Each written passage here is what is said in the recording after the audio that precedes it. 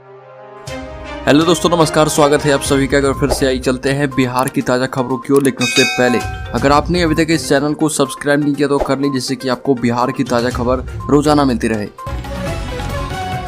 पहली बड़ी खबर, बिहार में तेजस्वी के सीएम बनने की चर्चा धीरे धीरे तेज हो रही है। न सिर्फ आरजेडी नेता बल्कि बीजेपी के नेता भी इसे मानने लगे हैं। आरजेडी नेता भाई वीरेंद्र ने कहा कि आज कल में तेजस्वी की ताजपोशी तय है। सुशील कुमार मोदी ने भी तेजस्वी की ताजपोशी का फॉर्मूला बता दिया और लालू यादव से कहा कि नीतीश जी का इंतजार मत कीजिए, गठबंधन को तोड़ दीजिए, 5 विधायकों को मिला लीजिए, स्पीकर आपका है, नीतीश जी कुछ कर भी नहीं पाएंगे और आपका बेटा सीएम बन जाएगा। हालांकि इन सब प्रयासों पर खुद तेजस्वी यादव ने विराम लगा दिया है।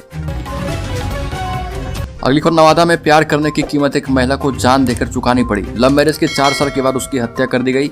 महिला को उसके ही भाई ने 3 गोलियां मारी। 4 साल पहले उसने धमकी दे दी थी कि जब कभी मुलाकात होगी तो या तो हम रहेंगे या फिर तुम रहोगी। वारदात अकबरपुर थाना क्षेत्र के निमदारगंज गांव की। यहाँ पर बीती रात 25 साल की चांदनी कुमारी की हत्या उसके भाई ने ही कर दिया है। मृतका के पति का नाम विपिन कुमार है। मृतका के ससुर द्वारिका रविदास ने बताया कि चांदनी के भाई कुंदन चौधरी ने गोली मारकर हत्या की है। कुंदन ने 4 साल पहले ही शादी के वक्त दुल्हा दुल्हन को धमकी दी थी कि जब भी मुलाकात होगी तो तुम दोनों की हत्या कर देंगे। जानकारी के मुताबिक निमदारगंज गांव के ही छोटेलाल चौधरी की बेटी चांदनी कुमारी और विपिन कुमार रविदास की लव मैरिज 4 साल पहले 2018 में हुई थी और इस लव मैरिज से उसके भाई में गुस्सा था। अगली खबर, देश में लॉन्च हुआ 5G। पीएम ने की लॉन्चिंग। देश में आज यानी 1 अक्टूबर से 5G मोबाइल सर्विसेज की शुरुआत हो चुकी है। इंडियन मोबाइल कांग्रेस में प्रधानमंत्री मोदी ने 5G सर्विसेज की लॉन्चिंग कर दी है। 2 बड़ी मोबाइल कंपनियों ने देश में 5G सर्विसेज की शुरुआत की है। एयरटेल ने वाराणसी और जियो ने अहमदाबाद के एक गाँव से 5G की शुरुआत की और इस दौरान उत्तर प्रदेश और गुजरात के मुख्यमंत्री मौजूद रहे। अगली खबर, जमुई में सेविका सहायिका बहाली में अनियमितता का पर्दाफाश। विभाग ने लगाई वेतन पर रोक। जिले में बड़े पैमाने पर आंगनबाड़ी सेविका एवं सहायिका बहाली में अनियमितता का मामला उजागर किया गया है। मामला उजागर होने के बाद पदाधिकारियों में हड़कंप है।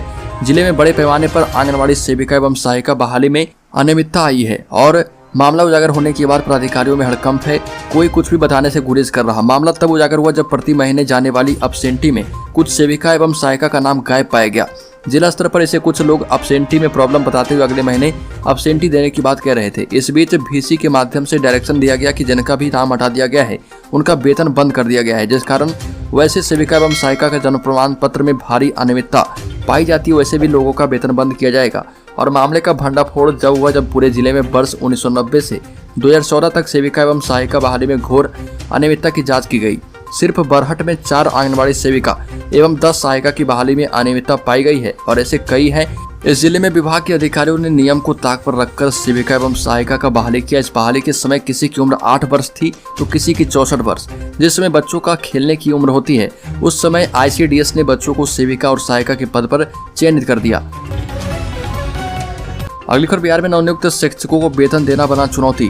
केंद्र सरकार ने मदद देने से कर दिया इनकार। चालू वित्त वर्ष 2022-23 में प्रदेश में गुणात्मक शिक्षा पर कार्य करने और शिक्षकों के वेतन आदि मद में केंद्र सरकार से 9,184 करोड़ रुपए मिलेंगे और केंद्र सरकार ने प्रोजेक्ट अप्रूवल बोर्ड की बैठक में बिहार सरकार के द्वारा शिक्षा के लिए पेश 13,933 करोड़ 75 लाख रुपए का बजट प्रस्ताव के विरुद्ध उक्त राशि की मंजूरी दी है, जो कि बेहद कम है। बिहार शिक्षा परियोजना परिषद के राज्य परियोजना निदेशक श्रीकांत शास्त्री ने बताया कि बोर्ड बैठक में केंद्र सरकार ने बिहार में 2,500 मिडिल माध्यमिक एवं उच्च माध्यमिक विद्यालय में कंप्यूटर लैब स्थापित करने की मंजूरी दी है। साथ ही प्रोजेक्ट अप्रूवल बोर्ड की बैठक में बिहार में नवनियुक्त नियोजित शिक्षकों के वेतन के लिए 836 करोड़ रुपए की मांग केंद्र सरकार से की गई थी, जिसे केंद्र सरकार ने देने से इनकार कर दिया। अब नए शिक्षकों के वेतन के लिए 100% राशि का इंतजाम खुद बिहार सरकार को करना होगा और अब सरकार कैसे करेगी ये सरकार ही जाने।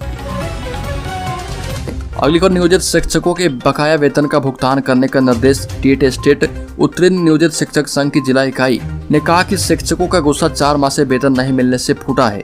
प्रोटेस्ट में शामिल शिक्षकों को संबोधित करते हुए जिलाध्यक्ष ने कहा कि जिला शिक्षा विभाग नियोजित शिक्षकों के लंबित बकाया वेतन का एकमुश्त भुगतान करे।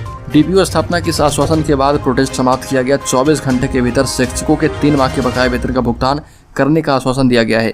शिक्षकों को संबोधित करते हुए संघ के जिला महासचिव ने कहा कि जिला को SSA मद से वेतन भुगतान के लिए शिक्षकों के वेतन भुगतान के लिए आवंटन प्राप्त हो चुका है। बावजूद 4 महीने से शिक्षकों के वेतन को रोक कर रखा गया। सैकड़ों शिक्षकों का वर्षों का बकाया वेतन जो किसी कारण से नहीं मिल पाया है, उनका बकाया वेतन का भुगतान भी जल्द किया जाए। अगली खबर, बिहार में भाजपा का साथ छोड़कर राजद के साथ सरकार बनने पर ही यह आम होने लगा था कि नीतीश के उत्तराधिकारी उप मुख्यमंत्री तेजस्वी यादव भी होंगे। ऐसा कब होगा, इस पर अटकलें हैं। जदयू सशंकित है और राजद बेचैन है।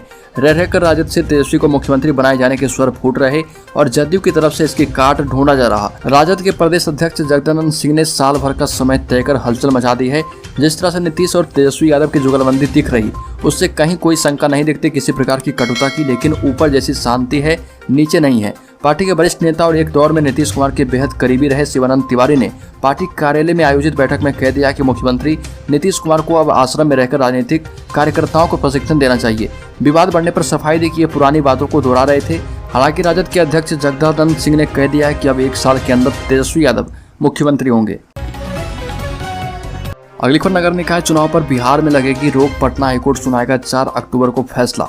दिसंबर 2021 में सुप्रीम कोर्ट ने कहा था कि राज्य सरकार उच्च न्यायालय के द्वारा तय किए गए मानकों को पूरा न करने पर स्थानीय निकाय चुनाव में आरक्षण की अनुमति नहीं देगी। वहीं बिहार में होने वाले स्थानीय निकाय चुनाव के लिए पिछड़े वर्ग के आरक्षण को लेकर पेच फंसा है। हालांकि इस पर पटना हाईकोर्ट 4 अक्टूबर को सुनवाई करेगा। पिछड़े वर्ग के आरक्षण को लेकर सुप्रीम कोर्ट ने फैसले में कहा कि राज्य सरकार स्थानीय निकाय चुनाव में पिछड़े वर्ग को आरक्षण देने के लिए पहले एक विशेष आयोग का गठन करे। आयोग अध्ययन करे कि कौन सा वर्ग वाकई पिछड़ा है। आयोग की रिपोर्ट के आधार पर ही उन्हें आरक्षण दिया जाए। सुप्रीम कोर्ट ने यह भी कहा कि आरक्षण की सीमा 50% से ज़्यादा नहीं होनी चाहिए। सुप्रीम कोर्ट ने कहा कि अगर इन शर्तों को राज्य सरकार की तरफ से पूरा नहीं किया जाता है तो पिछड़े वर्ग के लिए रिजर्व सीट को भी सामान्य ही माना जाना चाहिए। अगली खबर, वैशाली में नल जल योजना में गड़बड़ी करने वाले वार्ड सदस्यों पर गिरेगी गाज।